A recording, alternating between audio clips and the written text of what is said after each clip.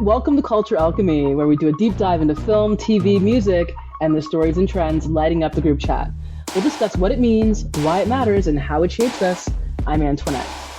And I'm Andrew. Each week we've got pop culture's hottest takes served fresh. We're turning pop culture into pure gold. This is Culture Alchemy.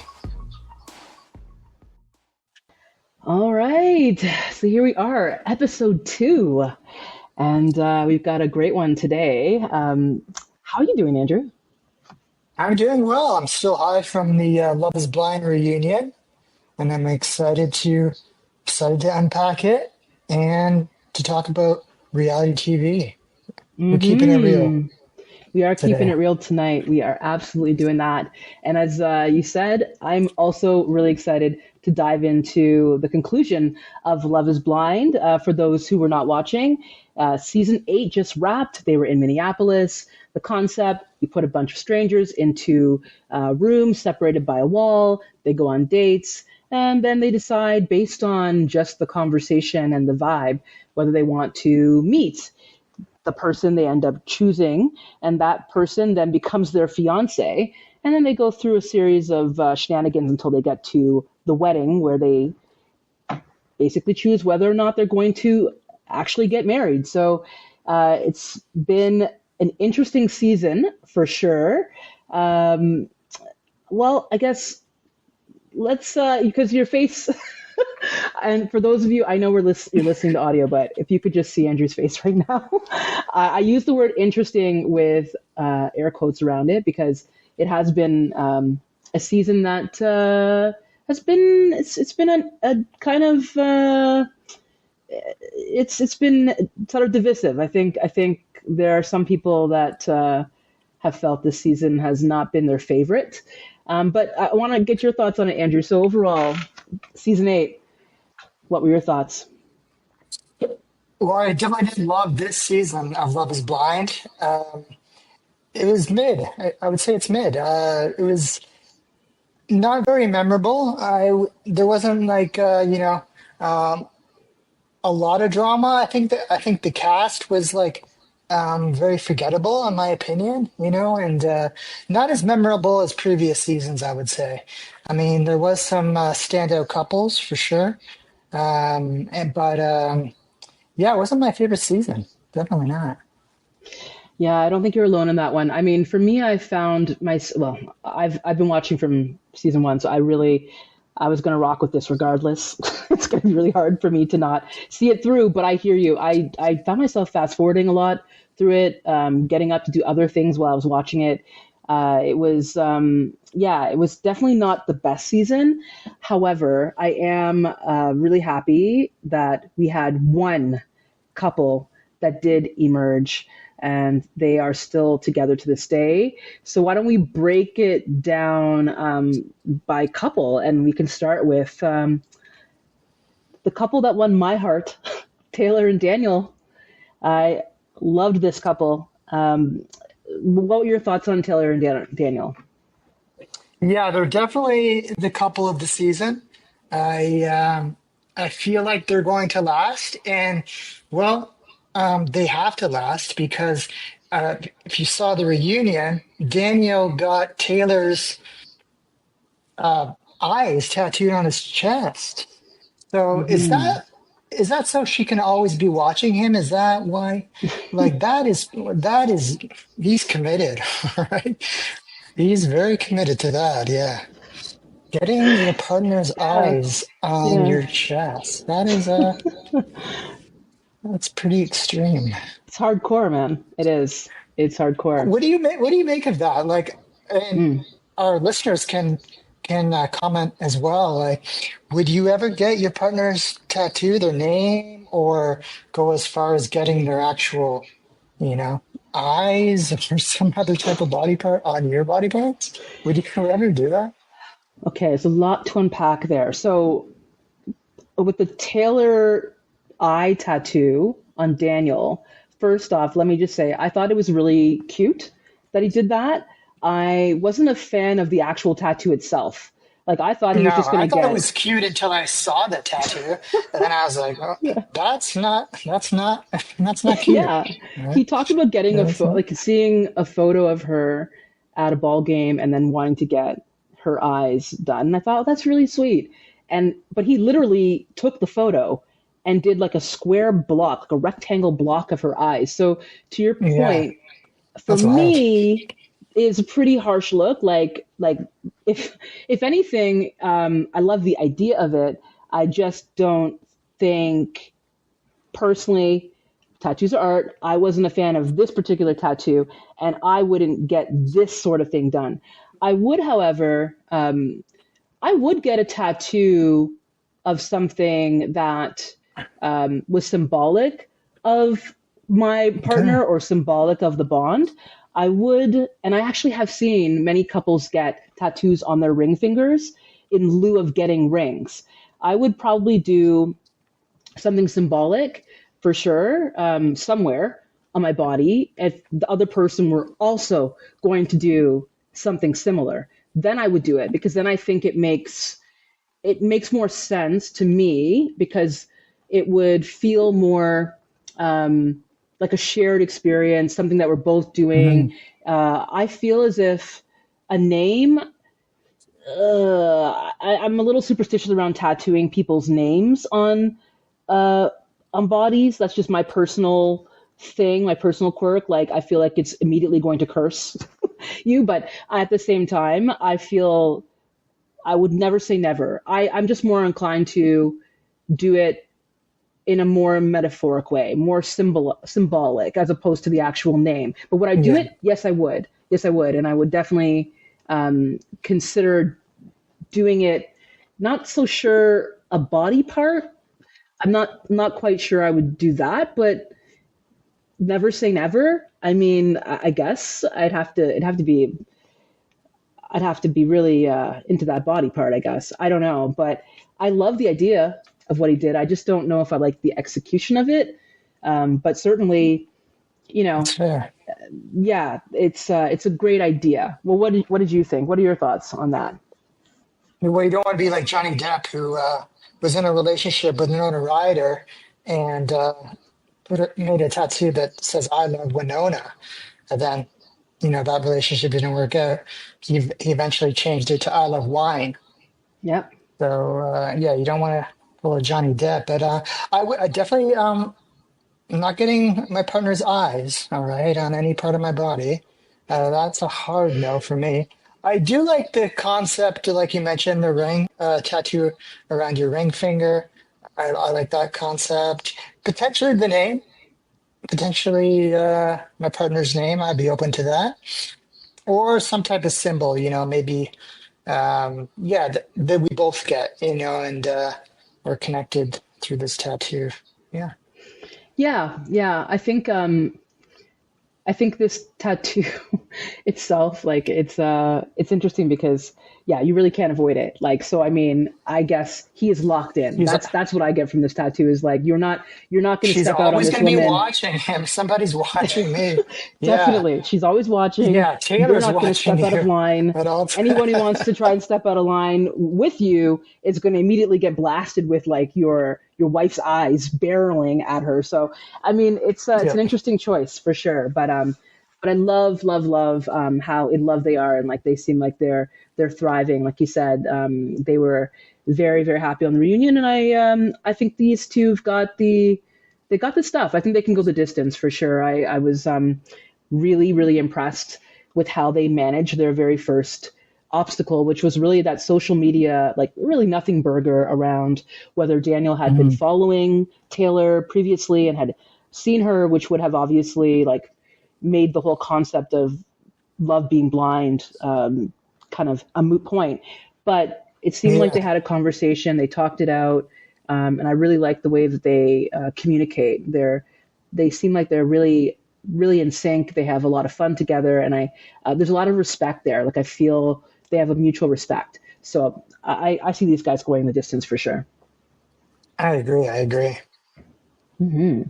So A then, couple that is not going the distance, though, right. definitely not going the distance, is Dave and Lauren. And they were one of the main dramas this season as well. This was another one that I couldn't wrap my head around because this season was all about like sisters really, and seems like it was brought to you by Sisters in Amnesia because a lot of these guys had sister issues, and And I need to bad see. friends too. And bad And Bad friends Friends, also. brought to you by Sisters Amnesia and Bad Friends. Frenemies, Sisters in Amnesia. Yeah. I Yeah. need to see this sister. At this point, Dave, we need to see you bring the sister out on the stage. I need to see if I she thought exists. I thought we were gonna see her on the reunion, but I was disappointed, you know. I was disappointed as well because this was a very missed opportunity. The sister was basically another cast member. She was so prominent in their love story that I just thought Yeah. it behooves you to bring this woman out or hire somebody to come out and play the part of your sister, at least for the evening, because otherwise it doesn't make sense. And for anyone who didn't, oh, by the way, spoiler alert, we're going to spoil this thing up, down, left, right.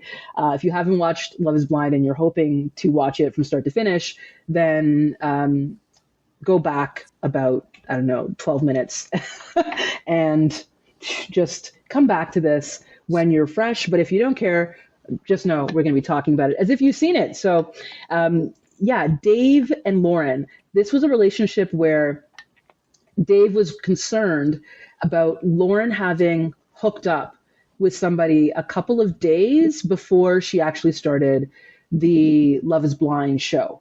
So his friends, and correct me if I'm wrong, Drew, like this is my understanding.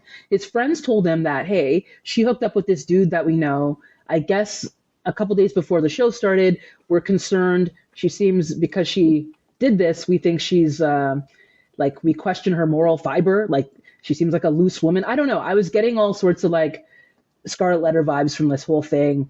I don't really understand why, but it bothered Dave to the point where it basically became the wrench between them and imploded the whole relationship. Yeah, that's what he focused on, and I mean, who are your who are your friends, sir? Like, and then his sister was also, a wrench in that relationship as well. She did not approve of him going on Love Is Blind and finding love this way. I don't know. Do you think that do you think that should matter to in general in a relationship? Like, should there be a buffer before you enter into a serious relationship, or can you just jump into a new relationship? Should it matter at all? Do you think? For me, I think it does matter. I don't think it mattered in this case, but I do think it matters. And here's the difference for me fundamentally. Okay. I don't know this man. So if I'm Lauren and I'm going into the show, I don't know you. I don't know this man. Who's So to say that he didn't have anyone on the side before he got into Love Is Blind as well, right? So he could have been doing the same thing. And like, it sounds like it wasn't even a serious relationship. It was just like, it sounded like a hookup. it Yeah. was a hookup. It was a booty call. Like Nick Yeah. Lachey called it. He called it. It's a booty call. And so she basically, she had a little entanglement and got onto the show. And then she met her Yeah. person. Well, she met her. I'm doing air quotes for people. She met her person. So she couldn't have known that, and that happens all the time. It's, The difference though, Drew, yeah. is that Okay. I were if I were in another engagement and I broke it off 2 days before going on that show, then I Okay. would be a little bit concerned if I were Dave, because even though it seems like it's the same scenario, it's really fundamentally different. What the difference to me is the level of involvement that I had with the person I was with before. That's a major, I mean, it gives major rebound vibes because if you've been, I mean, I guess there could be context could change that too. Maybe it was like a marriage of convenience and there were no feelings between the two. I mean, I'm sure somebody's going to write in and tell us that, like, hey, that happened to me. There's always exceptions. But generally speaking, if I were dating somebody who wanted to marry me, because the premise of the show is you're coming on to meet your your partner, your spouse, right? It's a different level of commitment. And I would think that there would be some time out of a relationship to really grow, to learn what you want, to understand what you want your next relationship to be. and that quickly out of a major relationship, I would question that a little bit. But even then, if somebody came correct and was like, I understand what my last relationship taught me, and this is what I've learned, I might be inclined to maybe want to date them for a bit and then see how the relationship progresses. Mhm. But if they just like hooked up with someone, firstly, I'd be like, you don't have to even tell me about this. Like, I really don't need to know about, you know, your hookup at like a Wendy's in a bathroom or something. I really don't need to know about that. That's not really necessary. But if I don't know, maybe it was a different set of circumstances. Yes, these people were like divorced a couple days ago. The ink is still wet. Then yeah, I would probably question whether the person emotionally was ready for like the depth of a relationship that I would want, right? So that's my thought though. But Yeah. what is, I'd love to hear your perspective as a man. Like, And what do you think? well, I think there is a bit of a double standard as well. I agree with what you're saying, but I think there is a double standard. As men can do that. Men can, have these booty calls or these hookups, but when women do it, it seems like the guy is always like, it's like I can do that, but women can't do that. It's definitely, and our listeners can comment on this too. I feel like it is a bit of a double standard. If the roles were reversed, we wouldn't even be talking about this, right? Like that wouldn't have been an issue to anyone, I feel like. No, that's so true. That's so true. And the funny thing is, I mean, she obviously hooked up with somebody. Well, who are these dudes that these women are Yeah, hooking up with? These like loose women are hooking up with. Like, who are these men? Because they're part of it yeah, too. So that does bother me that there's such a double standard there. But this is such a yeah, nothing burger. That's the whole thing. Is like, if Dave really loved Lauren, then there should be no reason why yeah. his sister, his friends. I understand that like La Familia is like a big deal. Your friends are a big deal. They're like your chosen family. If they don't get on with your partner, it's not good. But he Yeah, didn't even I allow agree. her to meet them. To meet them, yeah, So I yeah. don't He know. was. He had a lot of excuses this season. If it wasn't his friends, it was his sister, or if it was, something else. And Yeah. he seemed like he had a lot of excuses. Yeah. Yeah. I need to see the sister at some point. She needs to make herself present to come to the front of the class because I just Has don't anyone ever seen see. him and his sister in the same place? Because That's I don't know. Is he the sister too? I don't that's know. a great question. I'm calling shenanigans on this one. All That right. is a great question. I would Does love she to have seen exist? I that. want to see this sister. I don't even think she Right. exists, to be Let's see them honest. in the same room. I would love to see that. It's so Yeah. true. And I mean, what a missed opportunity for Love is Blind. They should have brought her in. But anyways, we do know that Dave and Lauren, they they just were doomed as soon as that additional person became part of the storyline. And at the reunion, she honestly she kept it very classy, very classy. I have to He give her definitely flowers for did. that. Yeah. Very classy. She did not pile on to Dave in the way that I think social media has, and so I give her Um, a lot of love there because she kept it completely classy. And I think even when Dave clearly had some issues there, I don't know, that perhaps were more internal than external.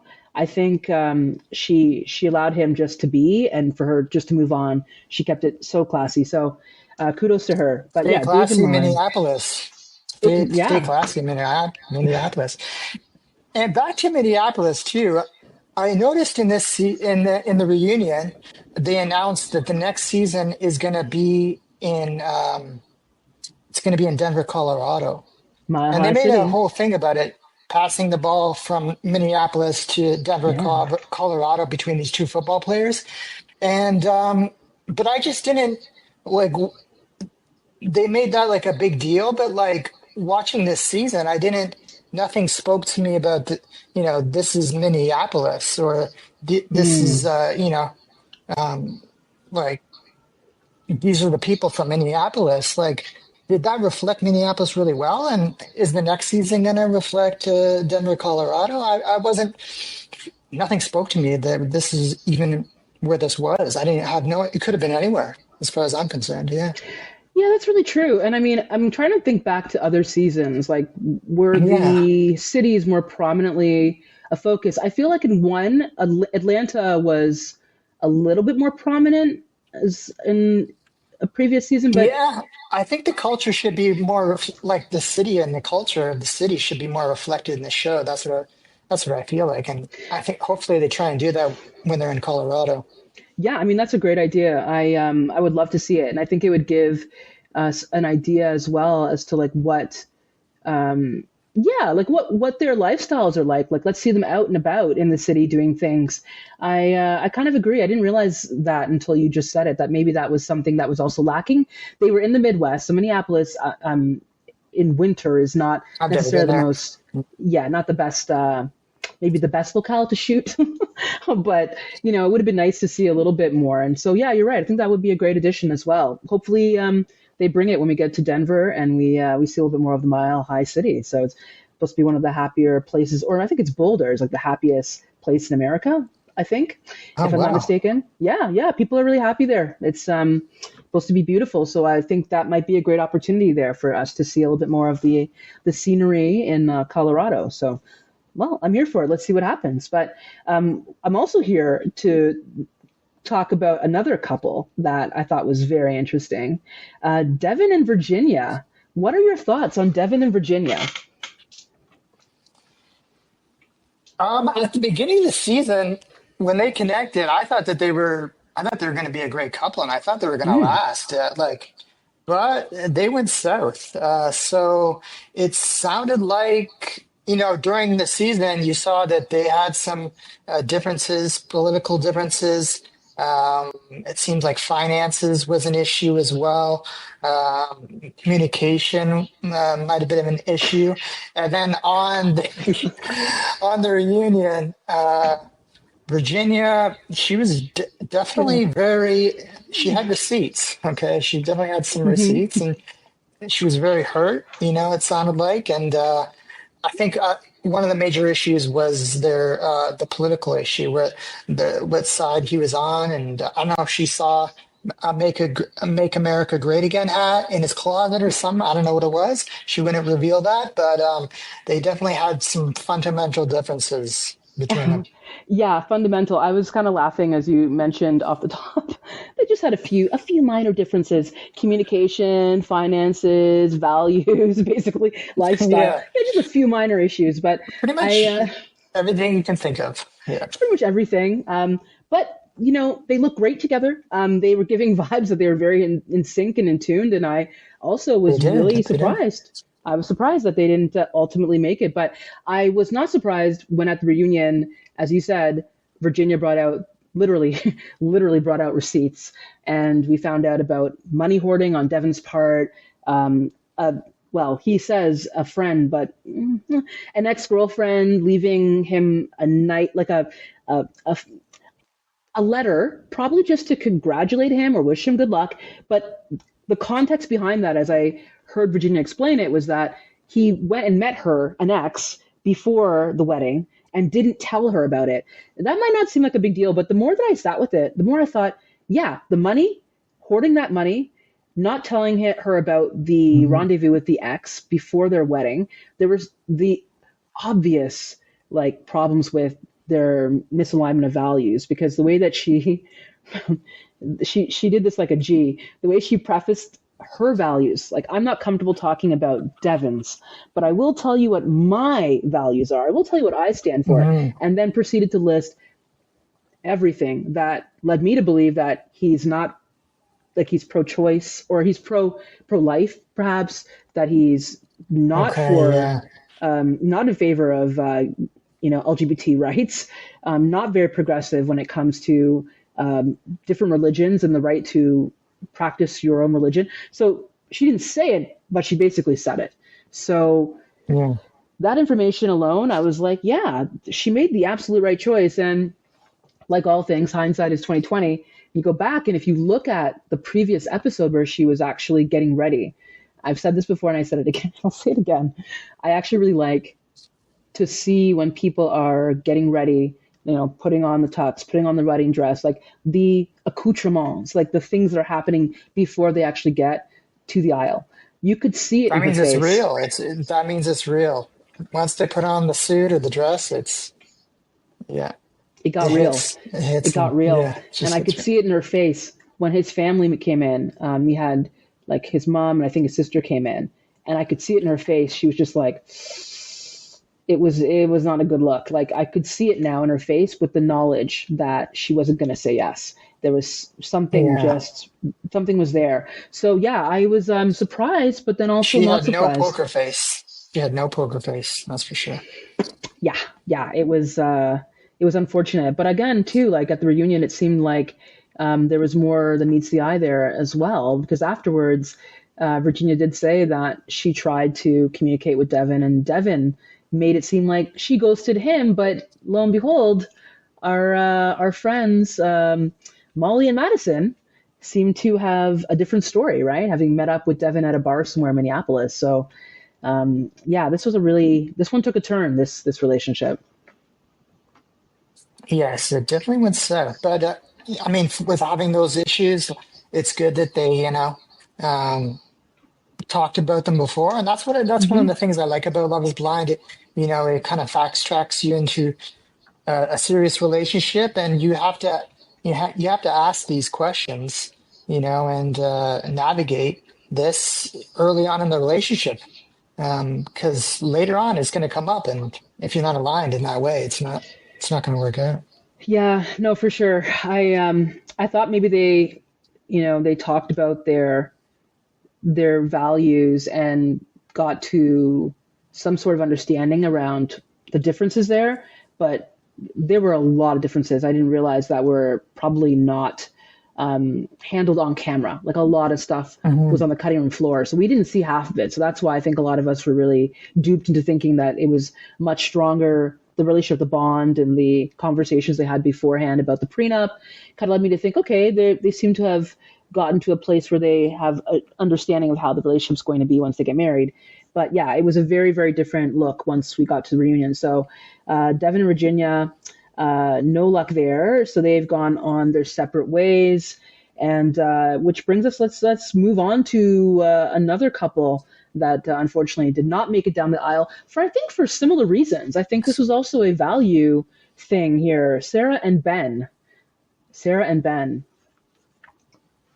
If you remember Sarah and Ben, so Ben was our other church going fellow, and Yeah, he Sarah never. and Ben.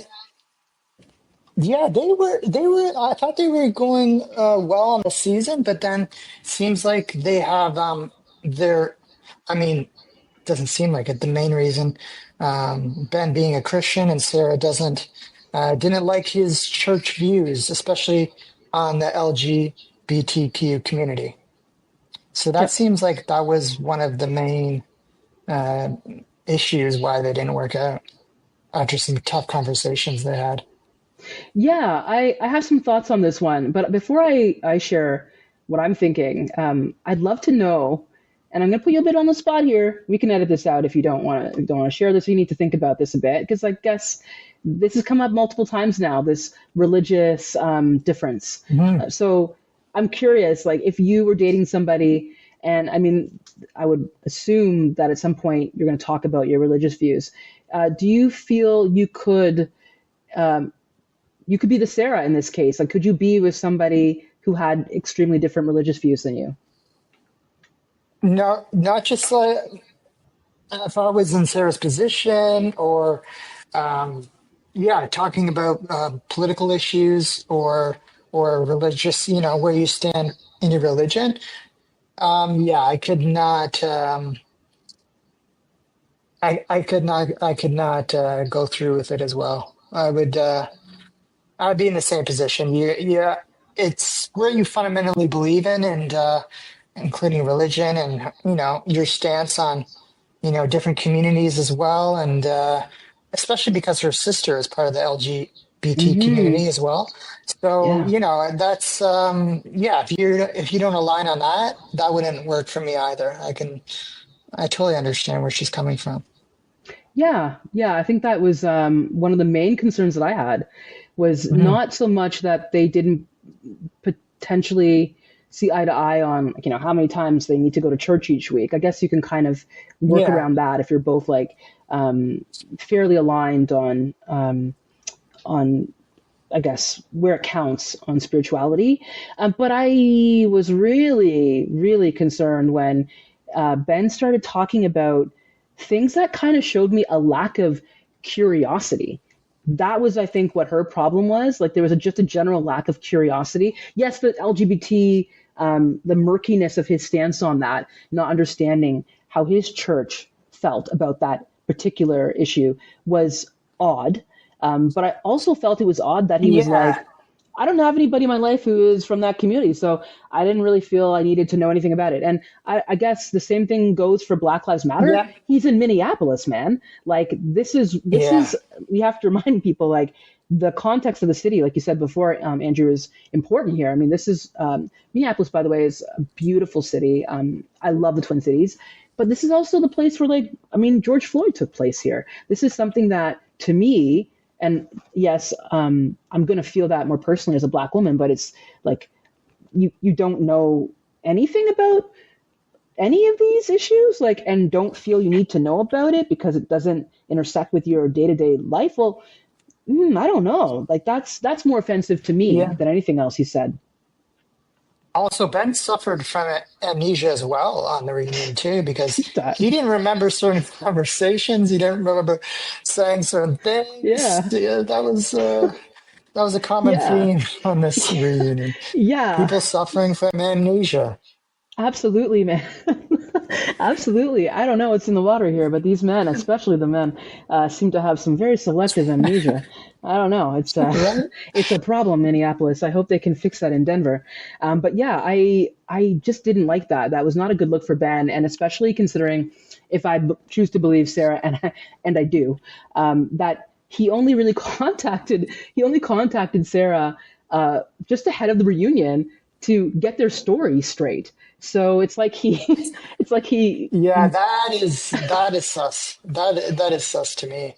That no, yeah, not a good that look. doesn't. No, That's not not a a good good look. look. Not a good look for Ben. I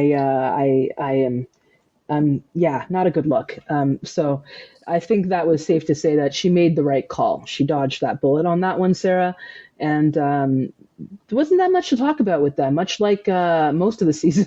There wasn't that much to talk about with those guys. So anything else you want to add about Sarah and Ben, or should we keep it moving to our, should we I think longboard we it can. over to I Joey think and we can Monica? keep it.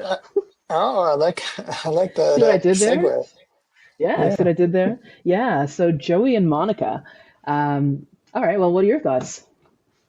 Joey and Monica. Well, I thought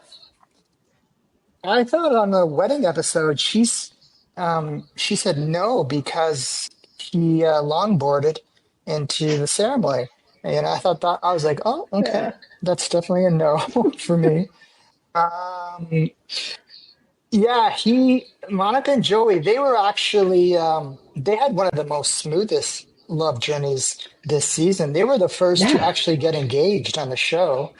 They got engaged after bonding over their joint love for the sound of music.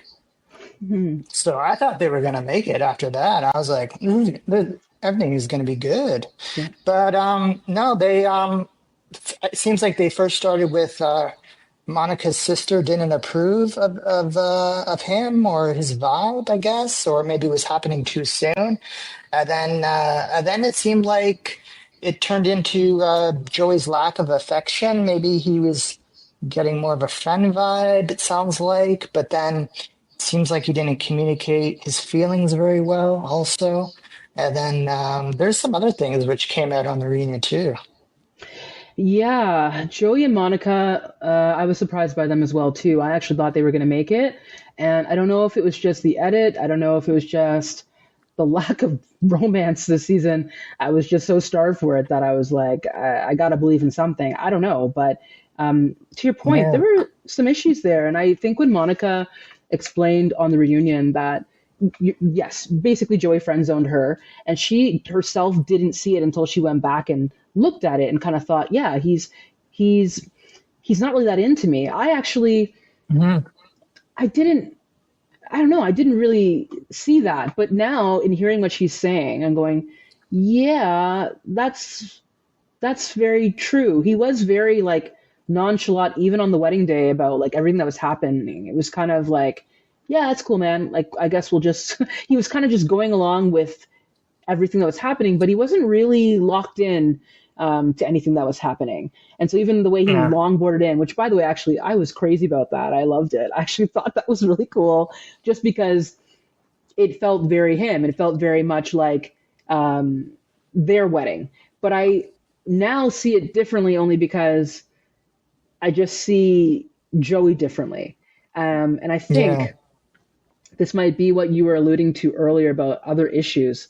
On the other end of the reunion sofas, we had Madison, and she, again, I mean, we can talk about her when we get to Meg, Alex, and Mason later, but I think we can bring her in here for a moment because she managed to find her way into. She was involved in a lot of shapes this season, triangles, squares. I reckon she was involved in a Yeah. lot of things. So what Octagons. was your She's in totally, totally? every Sister had shape. some Yeah. shapes. What was your so okay? What did you make of the whole Joey, Monica, Madison situation? What was your understanding of what happened there? I was a little confused on that. It sounded like that. So he connected with Madison too, right? And then it seemed like to me that he he said. I mean, she said that he reached out to her and sent her a text, and this was like on the wedding night, right? And he said that he was just checking up on her, and he commented on her pink hair that he liked, and like. And he on the reunion, he's like he had no issue with this. He was like, what is wrong? No issue with doing this. He didn't see why this would be any problem. You're doing this on your wedding night to a girl that you were dating, really. Complimenting on her, and that's not cool. All right. Yeah, I probably initially not. I didn't really understand potentially the gravity of what he did. And as I was sitting back and like, we talked about this a little bit as well. And I was thinking about it and I was like, huh, he's He was ripped saying he was just us. checking up on her in a friendly way. Yeah. That's the way he was. I think he was kind of testing the waters. I Yeah. think he was reaching out to her to just seeing how she reacted. And Hmm. I don't think it was so innocent, to be honest. Yeah. Yeah, yeah. I'm finding it hard to justify it myself because I think he definitely was, keeping an option open. That has to be what was going on Yeah. there, right? Like I also think the question that was so obvious that nobody asked or maybe didn't make the edit was, well, if you're just checking up on people, who else got a text from you that day?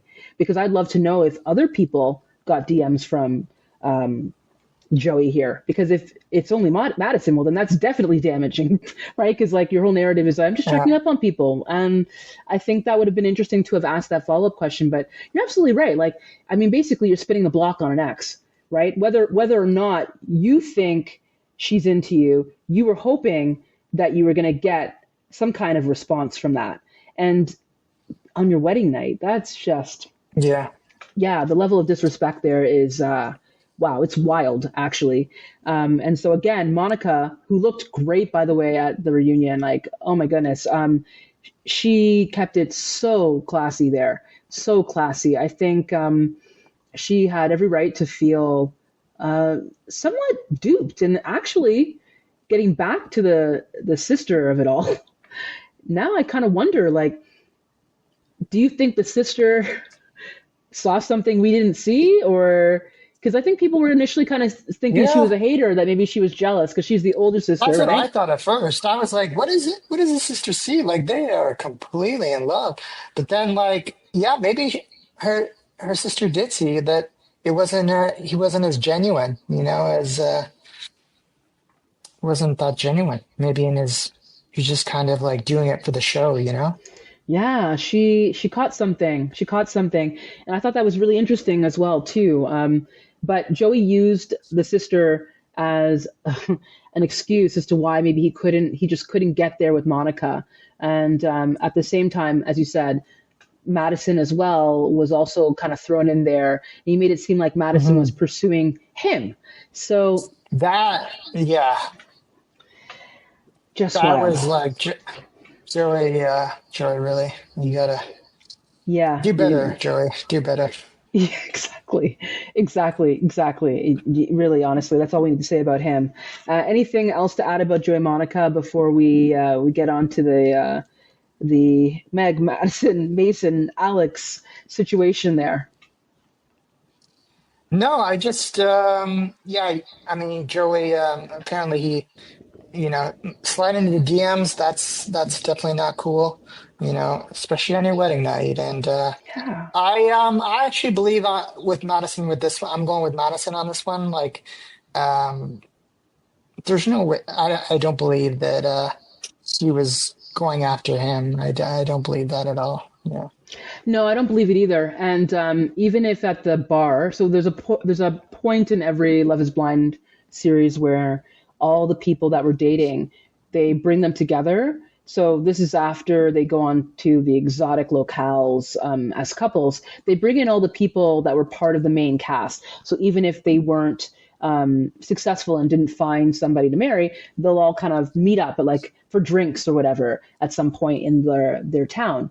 And so essentially everyone gets to see everybody who they were dating. And I always find that to be so illuminating because you can kind of see when people are putting a face to the name and then they're realizing like, okay, huh, okay, that's what that person looks like. And it kind of it says a lot, right? So with Joey seeing Madison there for the first time, even if even if and I will say that I think Madison, I think is a pretty girl. She might be, who knows? I don't know her personality. I don't know what happened there. Even if she was flirting, I've said this before, and I'm going to repeat this, that like some people flirt just because that's their nature. That's just who they are. It doesn't Mhm. necessarily mean they're going to do anything with that. But I'm with you on this one, Drew. I actually am inclined to believe what Madison is saying is true. I just don't see a world where I don't see that world where she was coming on to him. He definitely had no excuses about the way that he pursued her. Definitely sliding into the DMs on your wedding night, man. Like it's just so wrong on levels that I won't Not a good even look. get into. It's a terrible look.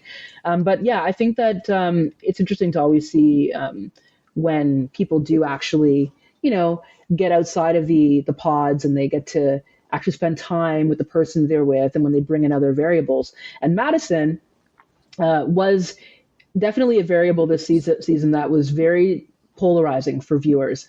Some people, you know, really liked her. Others kind of felt that perhaps she herself, you know, displayed some maybe unsavory behavior when she was dating in the pods. But let's get into it because the other people that we haven't discussed yet, Meg, Mason, Madison, and Alex. So they were all daters involved with each other during the show. And ultimately, Meg decided to leave. And I think this was primarily because she felt that the man who chose her, Mason, may have actually chosen her after Madison decided to end the relationship. So essentially, Madison was dating Mason and Alex, ended up choosing Alex, and that left Mason with his second choice, who he claims is his first choice, Meg. So this whole thing, I mean, there's a whole web here. So where do you want to start with Meg, Mason, Madison, Alex? What are your thoughts on this whole quad here?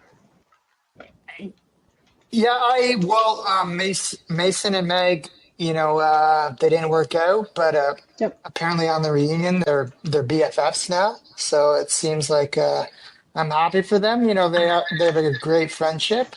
Um, then I didn't really know much about Alex on this season. I don't like Mm. Alex's vibe though. And on the show too, apparently he sent some texts, and Madison has the receipts. She showed the text that he sent and other people sent in the cast. And Yeah, she had all the receipts on the reunion. So, I mean, like, yeah, like Mason, what I guess Meg was Mason's second choice. Yeah, so I can understand where she's coming from, but it ended up being a friendship. So, I think it worked out for them in that way. Yeah, for sure. I thought it was really sweet that in the end they ended up being friends, and that's great as well too. I think Alex was interesting to me because he has had a lot of rumors swirling around him outside the show. So I think Mhm. it was it was quite rich for him to be you know sort of piling on Madison with Meg and Mason about Madison some sort of what I guess some people perceived as like a Jekyll and Hyde situation when she was in the pods because she was very Mhm. different with both men. But I guess you can be like different people bring out different aspects of your personality. Like that's kind of what being a dynamic person is. But anyway, Alex allegedly outside of this whole situation and before he got on the show was accused of being with many underage girls and like Mm. also yeah doing some Wow. really like I mean illegal things, not just like douche things, some illegal things like throwing parties in college and then inviting underage girls and plying them with alcohol and I mean for anybody who's not aware, there's a lot of content creators out there, Storytime with Ricky being one, who has a lot of very damaging like text messages that allege all of this. So I have to believe Yeah. that Love is Blind producers knew this. If they didn't know it going in, they certainly knew it when he was sitting there at the reunion. So it was very odd to me that they did not say anything about that. And perhaps maybe it speaks to the fact that there's some kind of legal proceeding going on or something that they didn't want to potentially throw Yeah. kerosene on. I don't know, but it was very They weird to didn't me. get he didn't get much attention on the reunion. He was very quiet the whole reunion, and I didn't like him on the show either. For some reason, I didn't like his vibe this season, and but yeah, I noticed he was very quiet, and they didn't really talk to him about much on the reunion too. No, they didn't. So for that reason, I guess I had no Yeah, idea about that. yeah, that's Yeah. probably why. That's probably why, and why he threw a couple of he chirped in a couple of times, only in self defense when Madison was throwing receipts at him. But even there, yeah, you're right. He was quite subdued. So I think that could be why. But it was just an odd choice to have him there, considering everything that's happening around him. And yeah, I think that's one reason why I did feel the reunion was slightly tainted by that. It was just a weird situation. But at any rate, I guess winners, Taylor and Daniel, wish them all the best because, yeah, they've had 1 year together and they seem to be going strong.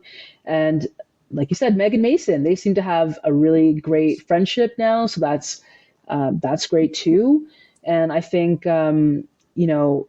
coming out of the reunion, my takeaway as well is that a lot of the women, Monica, Lauren especially too, was vindicated from all of the nonsense that was going on earlier with her, and I love to see that. So Virginia, Monica, Lauren, I think Sarah, they definitely made the right decisions for themselves, and I think they kind of walked away with their self worth. So winning. Um, oh, but there was also a surprise at the end. There was another couple. Which was the highlight of the reunion for me. Very unexpected. Didn't involve any of the couples. Didn't happen. This didn't happen on the season as well, or in the pods. Um, so the new hosts of Perfect Match are Ollie and AD, and you knew that it was happening through social media that they were seeing each other. But in the clip, Ollie proposes to AD in a beautiful moment. Mm. It was a beautiful moment, and considering all that she went through in the previous season, I'm so happy for her, and it seems like she found her man that she's supposed to be with, and it seems like they're totally in love, and I'm happy for them. It was such a beautiful moment. It was. I was really, really happy for her. And I also Yeah, watched Love is Blind UK. Highly recommend anybody who hasn't seen it if they so desire go me back. It's too. a great, That's great, one of my great favorite version. seasons, I would say. Mm, That's one of my top seasons. Yeah, I put that in one of the top Love is Blind seasons. Yeah. I totally agree. Why do you think it worked so well? I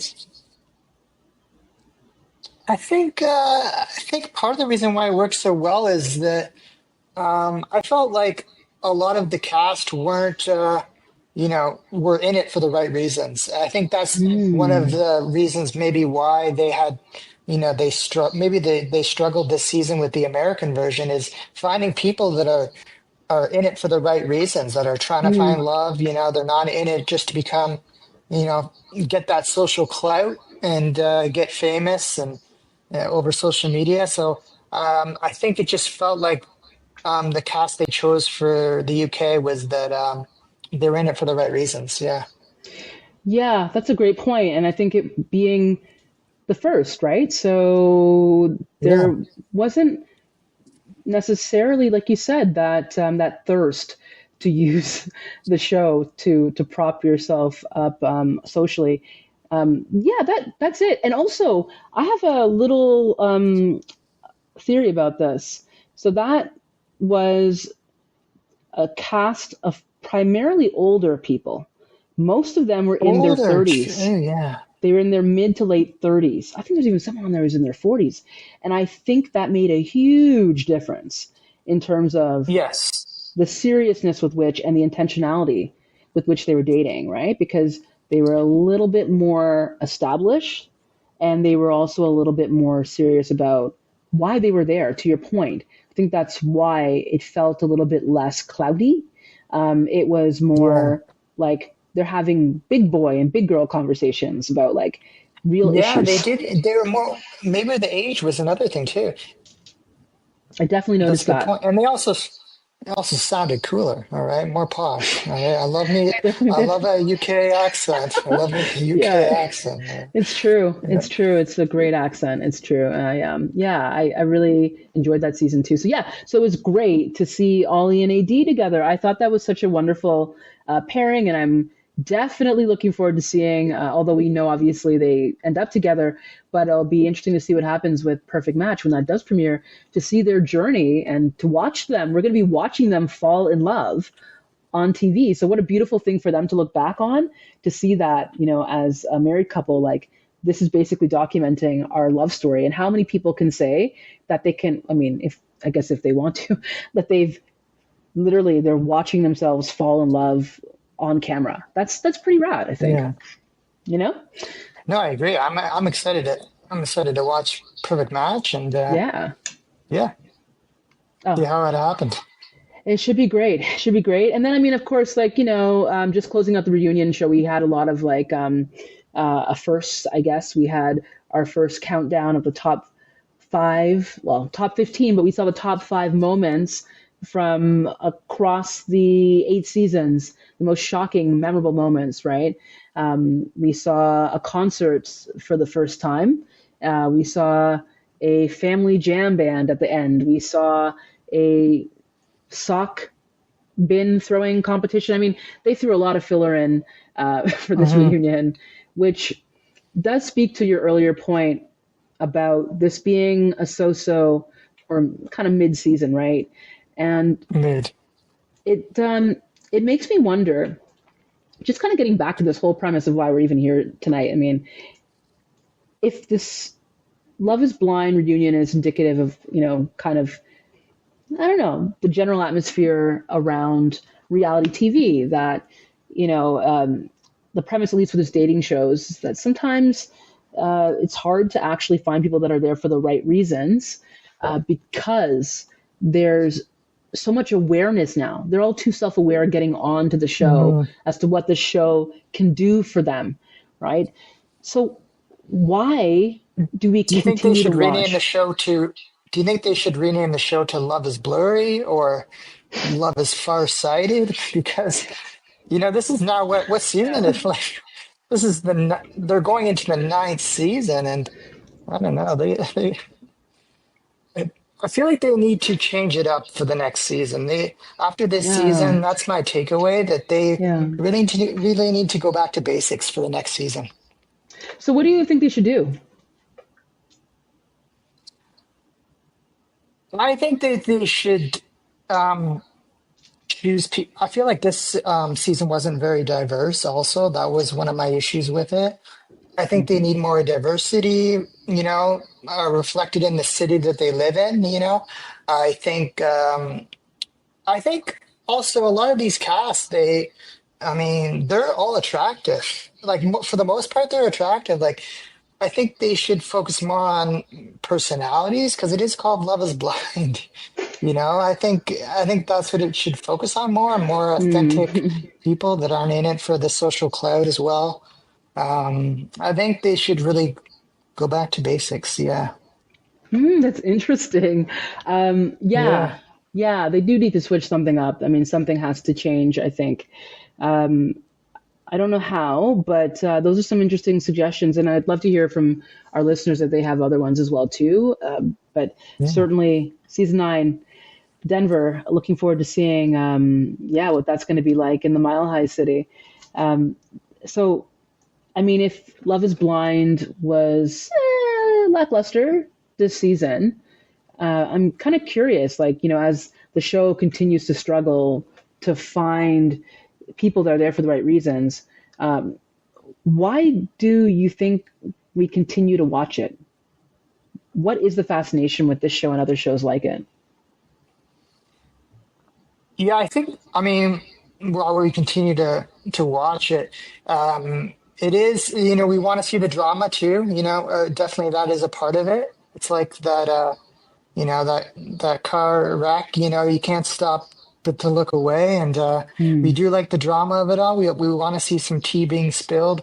We also want to see why we watch reality shows is, we want to see real, unedited, we want to see it organic. We don't want to, I think that's why, reality shows became popular. And I guess it started in maybe the 90s, where they had shows like Cops. They wanted to go away from all the sitcoms, the 80s and 90s, and Cops in the Real World were some of the first reality shows, and Candid Camera. They just want to see real, unedited people. And I think watching these reality shows, including Love's Blind, you can live vicariously through these people. You can see the different social dynamics and how they navigate love. And we can relate to them too, because, we've been heartbroken and we're all trying to find love ourselves. But we can live vicariously through them and take note of how they navigate and the choices they make and how they communicate with each other. And we can do that unscathed, being a voyeur and watching, Mm. seeing how the relationship opens up. Great points. Yeah, I mean, I completely agree with that voyeurism piece. Like, I really enjoy watching a lot of different reality TV shows because it is real, quote unquote, right? It's unscripted and it's like anything could happen. And you're watching people, like you said, who they're real people. And there is something really interesting to me about watching humans, like observing human behavior. Mhm. And especially, I think, gaining insight into different types of lifestyles and different lives and to be a voyeur into communities that I would not necessarily have access or exposure to. I think that's a beautiful thing about reality TV. There's a lot of things that are not so great about reality TV. And I know a lot of people look down upon the genre in general, but that is one thing I really enjoy is I really like Mhm. being able to see a different lifestyle or community when I'm watching these shows. Mhm. Yeah. Um, you know, there's also something that I was thinking about. I was talking with a friend about this, and even our conversation about Love is Blind. I really enjoyed breaking it down with you because we are obviously two different people who are going to see things differently. And I think with reality television, it it's it kind of acts almost like a Rorschach test too. I've often said it's like a mirror. Mhm. It's like reflecting back at us a lot of our own values, a lot of things that are broader in society, for better or worse. And maybe we don't like that reflection that we're seeing. But I'm almost seeing it now as almost like a Rorschach, because those ink blots that people will look at, and one person sees like an elephant, another person sees like, I don't know, like their high school teacher, like just it's whatever you see is kind of what's in you. So I feel like even looking at this season, some of the commentary Mhm. around a lot of the daters, like I know we've both had conversations about this tonight and outside of this space, and I know people will see it differently. I mean, some of our listeners are going to be looking at some of the couples we described and go like, I don't see that at all. And I think that's one of the things that's also kind of interesting about reality television, is that it really says a lot about us. Because if I'm having a reaction to somebody in the cast, I, I mean, I have to stop and wonder, like, I wonder why. I mean, you mentioned like Alex. Alex was annoying to you Mhm. for some reason. And like, why? It could have been something he did, it could have been something he said, but maybe nothing. Maybe it's just his aura, maybe just his general vibe. Maybe on some level, they remind us of people we know. And we know that happens. Like, we develop these parasocial relationships with people on these We shows, become right? invested in the relationship with them. Yeah, yeah. Absolutely. So as much as I might love somebody, I might also be like, I don't like the cut of their jib. That's, I just Mhm. don't like the cut of their jib, and I don't know why. I just, maybe they remind me of somebody. Like, I I I just find that really fascinating. So in talking, and this friend will know exactly who she is when she's listening. But in talking to one of the characters, or sorry, cast members, humans, people, because they are real people, our take on the same person could be very different based on our experiences, Mhm. right? So I think that's what's really interesting about reality television, is it says a lot about not just the people that are starring in them, but I think it says a lot about us actually as individuals too. No, I agree, and it is also too, something to consider that there's so many reality shows, right? There's a reality show for everything, and yeah, they're all competing, for your views through social media and on air as well, and drama does sell. So, there is a question of like, what is real, what is organic, and then what's staged, and how things are edited to, what's left out too. So that's always questionable as well with reality TV shows. Yeah. Definitely. Definitely. And I mean, we can do a whole episode on the housewives, but I'll just mention this really quick thing. I was recently, watching a show about a reality show, and it was a Hmm. docu-series, The Dark Reality of Reality TV. Really great docu-series. Highly recommend it. I think it's on Netflix right now.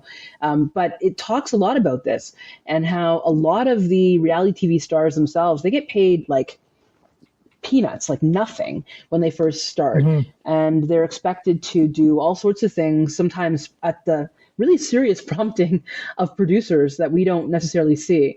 There's been one particular Real Housewife from New York, Bethany Frankel, who I know her only because of her most recent, stance on reality television.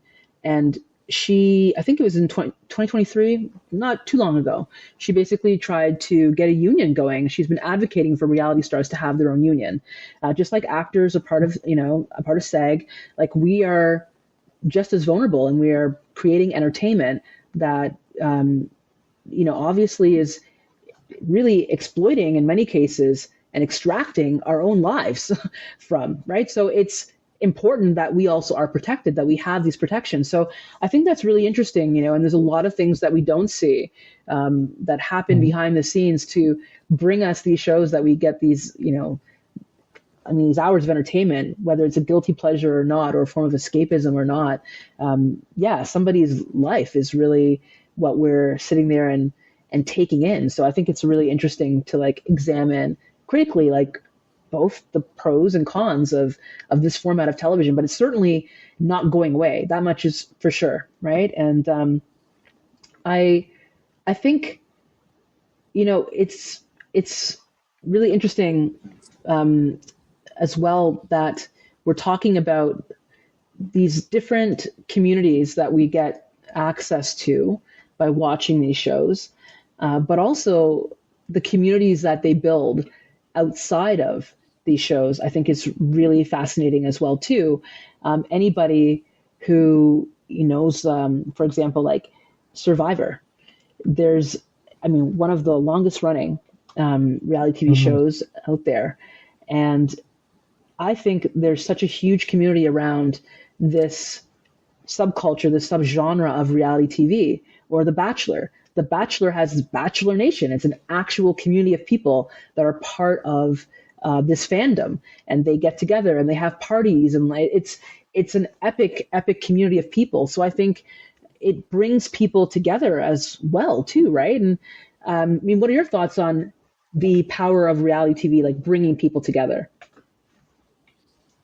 Yeah, I would say it definitely brings people together. It's almost like the like the water cooler effect where you can't miss this episode. You want to, and then once you're watching it, you share or you text your friends. You're like, I can't believe this is happening. And then you want to talk about it, and you want to, there's websites, like hundreds of websites created. There's forums, people talking over social media about all these reality shows and fan clubs, and yeah, it's a real movement, and it's a community. They're talking about these reality shows, and but for example, like Survivor, I know so many people get excited about that show. So Hmm.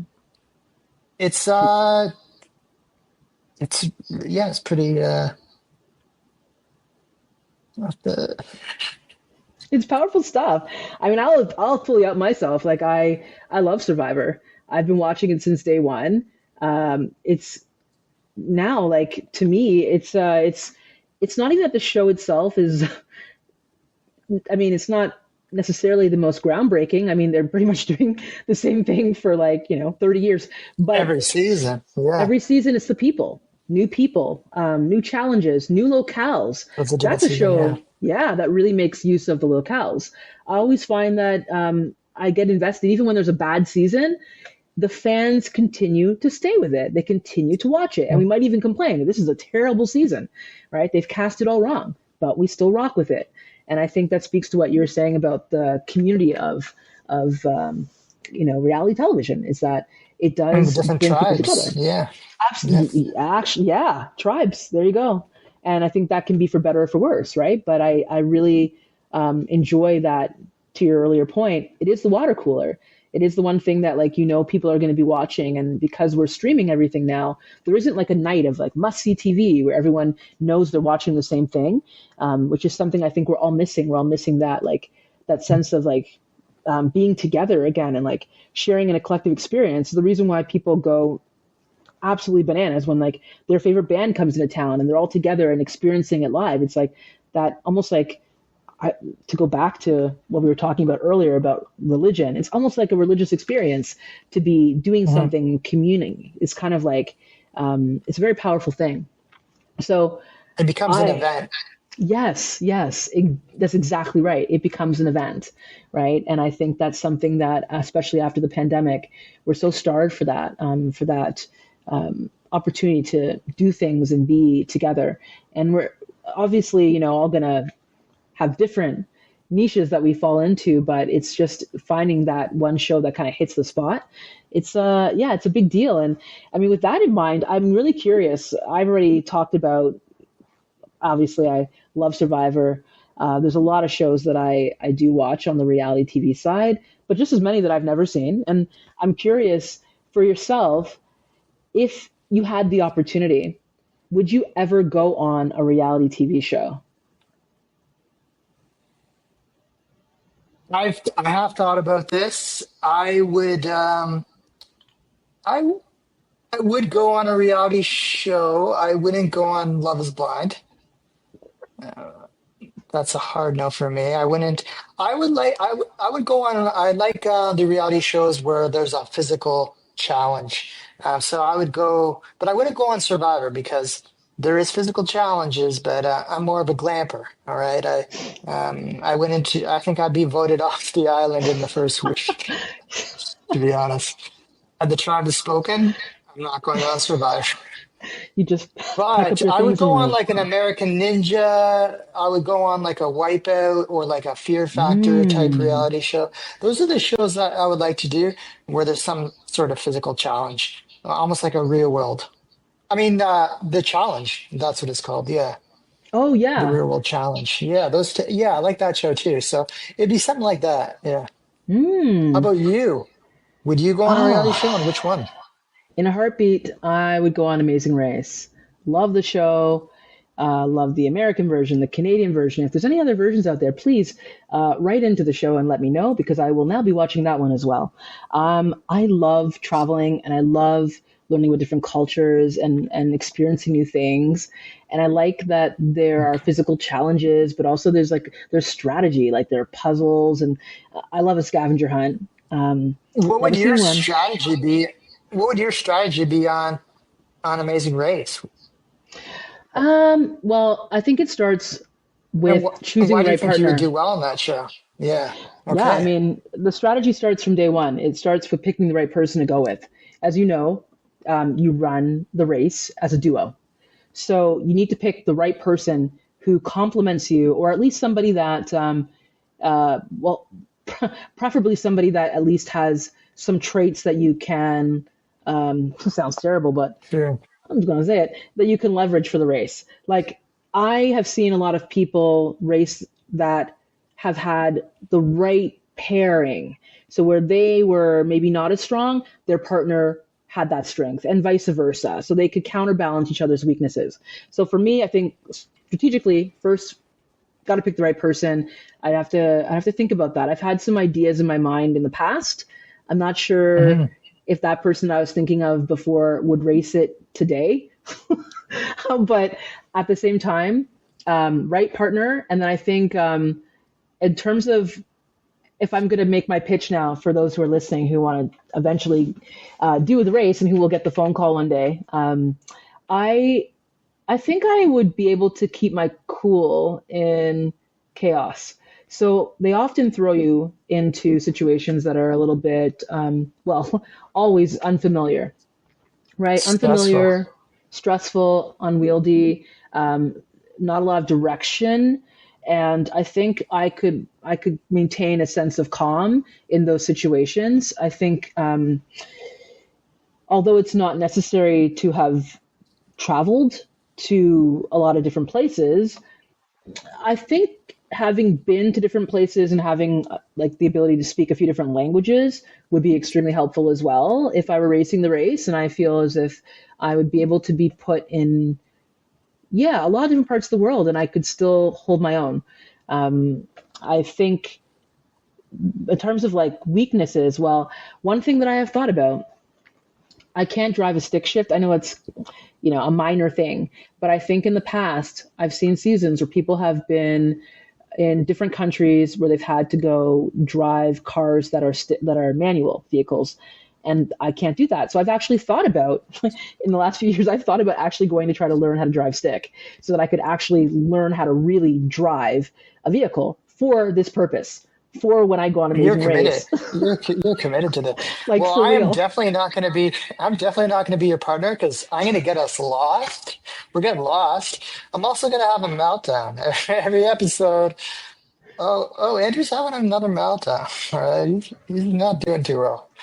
All right. You'd be surprised. I mean, I think again, uh, you know, I'm saying this now, but who knows? Who knows? I'm sure there'll be something that will come my way that would make me freak out a little bit. But that's where you have your partner to balance you out, right? So that's the thing. And if you True, lose, you true. win. You still win. You get to race on their dime around the world. Like what a great premise. And like you get to meet new people and see what you're made of, in terms of the physical challenges. So yeah, definitely that would be the show that I would go for in a heartbeat. But that day is not today. Um, but down the road, mark my words, we'll remember this episode that we both put it out there into the universe. I mean, maybe we'll see you, Andrew, one day on the challenge.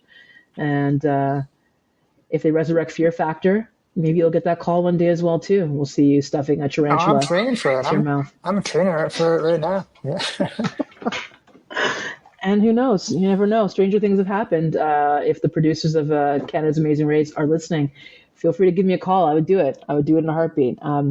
But until that day comes, I will continue to watch Amazing Race and other reality shows just to prepare to do my research for that opportunity when it does come. And we want to encourage all of our listeners as well to let us know, like, is there a reality TV show that you would love to be on? What would be your strategy? Is there one that you feel you could do really well on? Hit us up. Let us know what you're thinking. And I guess from here, we'll wrap it up once again. Time really flies as well when we're talking about TV and It definitely reality. does. It definitely does. Yeah. But I think we'll have another great episode coming up at some point in the next couple of weeks. So keep your eyes and ears peeled. And thanks for joining us. I really hope you enjoyed our recap of the Love is Blind reunion and also all things reality TV and why we are fascinated by it. And let us know your thoughts on this episode and your thoughts on reality TV in general. Before you go, don't forget to subscribe, leave us a review, and follow us on Instagram at culture_alchemy. We want to keep the conversation going. That's right, we absolutely do.